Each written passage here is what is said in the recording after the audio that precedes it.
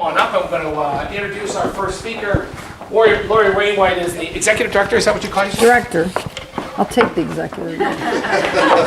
Lori is now the executive director of Innovation Works London, and you have her bio there. So I'm not going to read it because that's boring. Hi, Lori. Hi. Welcome. Thanks for doing this. Thanks for having me. Where'd you get the spelling of that first name of yours? It's Loredana. That's my full name, but I didn't like the reference to Madonna when I was 18, so I just cut it in half. That's the truth. I can't believe I asked that question. First of all, tell us a little bit. She's got, by the way, about 4 minutes until she starts, so we're good. We're not falling behind. Tell us a little bit about Innovation Works London. So Innovation Works was a pipe dream about 8 years ago when 6 people sat in a living room to decide what London needed to make change. And it's modeled after the Centre for Social Innovation in Toronto. There's 3 of these in Toronto. There's 1,800 around the world, and we're part of a passport that works together. So being a part of this means you're a part of a community that cares a lot. Everything from social innovators, social entrepreneurs, solopreneurs, consultants. We have 50% nonprofit, 50% for-profit that live in this space, work out of this space, play in this space, and we believe strongly that that's how we create impact in our community, is bringing minds that don't always think on the same beat together and bring perspectives that are different to create impact in our community. So that's what Innovation Works is about. I walked in here as an entrepreneur and as someone who works from their home and went, oh, I love this, to work in this kind of space with people that are creative, that can think differently than me. It's just wonderful. So congratulations on this. And you've been here for how long? From the beginning Friday, of time? Yeah, Friday's our 2-year birthday. Nice. So yeah, pretty excited about that. And yeah. So other than that, a little bit of grease in the back of your leg. You're a cyclist? Yeah. On the arm too? Or no? Yeah, I was pretty proud of myself for a kid that took 2 weeks of gym in high school ever. I did a 90K bike ride on the weekend with the relay team. Yeah. And for what cause? It was just a triathlon in Grand Rapids, Michigan, yeah. A full triathlon? Yeah. I did the relay, I did the bike part. Oh, good. Yeah, and had a swimmer and a runner. Good. Yeah. Wonderful. Great. Team. Born and raised in London? No, Windsor, Ontario is my home. Yeah, where I go for my lasagna fixes with my mom. Of course. Great. Ladies and gentlemen, Lori Wainwright. Thank you, David, and thank you all for coming. I really appreciate it. I think that time is our greatest commodity, so giving your time to be here today and actually paying for it is a pretty big deal. So thank you, I appreciate that. And the topic that I'm going to be reaching out to you about is change. And when I started thinking about putting this together, one of the other pieces of me is I'm also a yoga instructor. I do a lot of yoga, a lot of kind of soul. Is this on? I do a lot of kind of theme-based yoga. And one of the things I like to look at is nature and how we are relating to nature. And when I thought about change, I thought, you know what? We're kind of doing that all the time. And things grow in the world all the time. And what if we started looking at change in a way that was natural, in a way that isn't jarring? And I think in our population, change comes to us whether we like it or not. So what if it wasn't that exception and became the thing that always happened? And so I started thinking about the Kotter model and the different methodologies that are out there and the ones that I've used in big business. I have a career in telco for many years, and that's what I did, change management initiatives, big ones. And the single most common thread, of course, was people. And so when I kind of thought about my yogic life, my nature life, and connected it with change management, I thought, you know, if you look at a tree and it's growing, the first thing a tree does is it anchors itself, right? There's a taproot that exists in a tree. And it's a true thing. Some of them go down 40 feet, like they're big. They go right down to the core. And that taproot anchors the tree and it doesn't move. Game over. It stays where it is. And I akin that a little bit to, in a change world, kind of the vision, right? When you have a strong vision, think of a time when you've led a change, or when you thought, I've got to change something. In order to know where you're going, you kind of have to know where you're at. And so for me, understanding that roots need to be established before you can even march towards change became really obvious. Because the other thing about rooting and root systems is that they're very connected. Roots are really cool. They are a network below us, and they actually communicate to each other. There's an actual, in forests, there's something called a mother tree, and that becomes the communicator to all other flora and fauna around it. And it actually protects, it understands, it changes, and it actually brings life to others around them. And when you think about change, isn't that kind of what we need to do? Bring others around us? Because at the end of the day, as we started with, it's about people. It's not processes, it's not tools. Change is a behavior. And in order for that to actually take root, right, we need to connect. So fast forward, you've got this, incredible vision, and it's anchored. You know where you're going. Think of a time when you yourself were ready to change or had this conviction to move forward. You needed to know what that was. And so in order to communicate that, in order to make that real and tangible, you had to communicate that around you. And that's kind of what that root system does. And as we kind of get into the vision, now we've got that, we know that it's there. We also have the people around us. We're connected to them. Roots care deeply. They have to, or they'll die. Roots, trees, forests, any kind of living organism that survives cares deeply. And I could talk to you about stakeholder analysis, right? Check, right?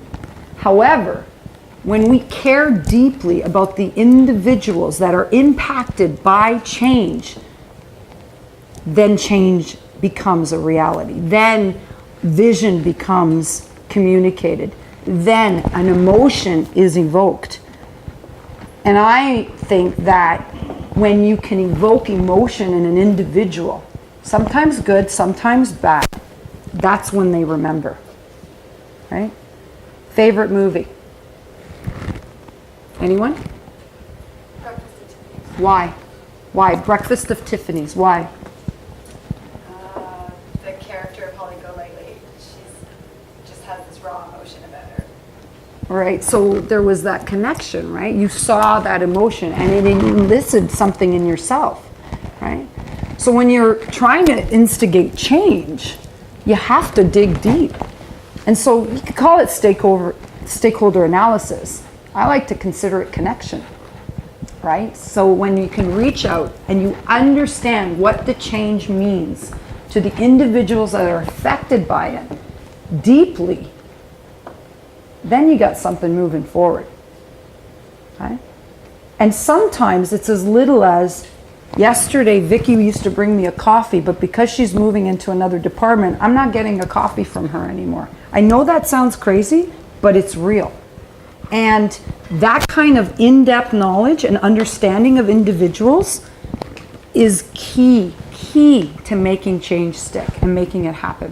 And it's sometimes very intuitive. Sometimes it's that gut, I don't know. And 99% of the time, your gut is right. Do you remember when you've gone against your gut?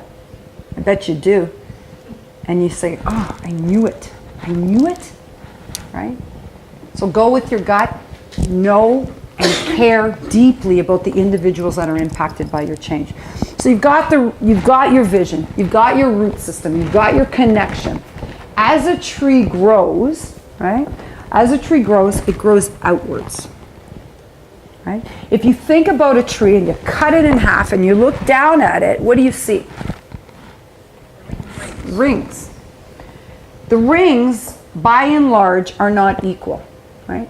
The rings of a tree sometimes are oblong, okay? Sometimes are very thin, and that represents life cycle in a tree. And if you think of an initiative or of an organization, that's the life of an organization, of a community, okay? And sometimes when that tree ring is oblong, that represents something happening in the lifespan of a tree that didn't go right, okay? Typically it's a branch coming down. So when a branch comes down on a tree, the other side has to compensate and grow bigger to keep the tree upright. Okay? So just understanding that allows you to respect experience, right? When a tree ring is smaller, it's usually meaning that there wasn't a lot of growth that year. When it's thicker, it typically means that the tree is through adolescence or there's a big growth spurt for that tree. Understanding where an organization is in that momentum of change is really important. Okay? Because if it's a moment of growth, if the ring is getting bigger and bigger, how much can that organization take? How much change is possible? So understanding what that is like in an organization, in a community, in the done-tos is really important. And it's different, right? I love the model of understanding what kind of resistance is happening, right? Is it knowledge? Do they need to know a lot? In which case it's going to grow. So you feed your change folks with a lot of knowledge. Is it personal? Do they believe that the change that's coming to them is not in their best interest? I want that coffee and Vicky's not going to bring it to me anymore. I don't know. I need to ask, right? Or is it cultural? Is the change that you are representing or trying to implement or trying to get to, is it shifting the core value of individuals? Okay? And if it is, you have a lot of work to do. Spend more time choosing the individuals that are driving your change than actually implementing the change. Because when it's cultural, it's deep. It's deep and it's deep rooted. And trying to change cultural behavior, well, have you been there before? Okay. I married a pure Brit. I'm Italian. That was a heck of a culture shift, right? So it happens. And so just kind of understanding that growth pattern of your organization is going to help you kind of implement and understand what's going on after that. As we grow, as we start to find more reasons to bring others into that change initiative or bring more life to it, what ends up happening is we branch out, right? And if you think about it from, I love this analogy, the trees branch out, okay? And when they branch out, what are they reaching for? Sun, which represents what for them? Life, energy, right? The most resilient people in the world reach out. Okay? Resiliency is about connecting. It's about finding your tribe, your network, and asking for help. Why don't we do that? Why don't we ask for help? We're ashamed. We don't like showing our vulnerability. We're conditioned to say, it's all good. I'm good. I'm good. I'm good. Meanwhile, right? It's like the duck, right? The duck paddling like hell underneath, but cool and calm on top. The most resilient people reach out, right? And in a forest world, in a tree world, that's life, right? This is where light comes in. It filters down to the roots, picks up the water, comes back up. And without that, it's dead. It goes nowhere. So imagine in a change initiative, when you're, chugging along and did my stakeholder analysis, I've got my vision, I'm communicating, I'm having, and then you reach a point where something's not jarring right? When do we check back in with our sponsors or with our individuals? Do you ever bring people into that circle that are involved in the change? Right? So that planning, that understanding is about really reaching out, getting life, getting air, making individuals shine on you. Because no one likes going it alone. Okay? There's a difference, right? Being lonely and being alone. And in change initiatives, particularly if you're the driver, if you're the change management and as PMs, that's what we do, right? We're it. It's a lonely place sometimes. Reach out, ask for help. And I believe that knowledge is power. I believe that while you're in the process of change, while you are gathering your tribe, while you are anchoring, creating your vision, when you reach out and bring those individuals into that realm, life gets a lot easier. Life gets a lot easier.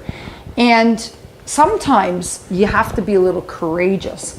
How many times have you gone back to your sponsor or to your to the individuals driving the change and you're saying, I don't think this is going to work?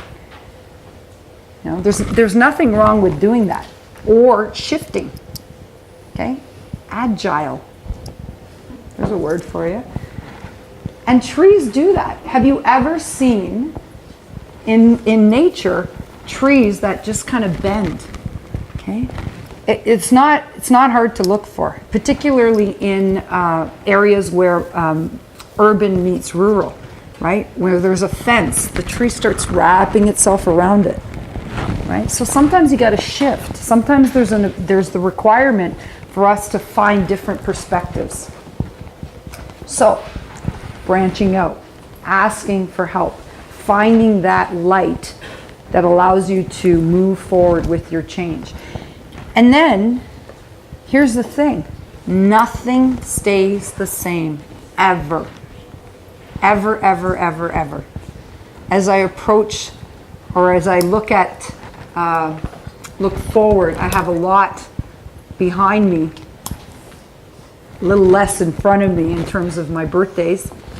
And I realized that, wow, all of that meant something now. And I'm able to kind of find time to reflect and also gain knowledge. The best thing you can do is share that knowledge. So often what I do in change initiatives when I'm able to is actually take my team on a knowledge journey. I will teach change. I'll have this conversation with them. I'll talk to them about people and relationships and how behavior is what we're trying to drive at. And if that doesn't change, then nothing will. The process won't work, the tools won't work, the connections won't work, the reorg won't work. You'll have lower productivity, right?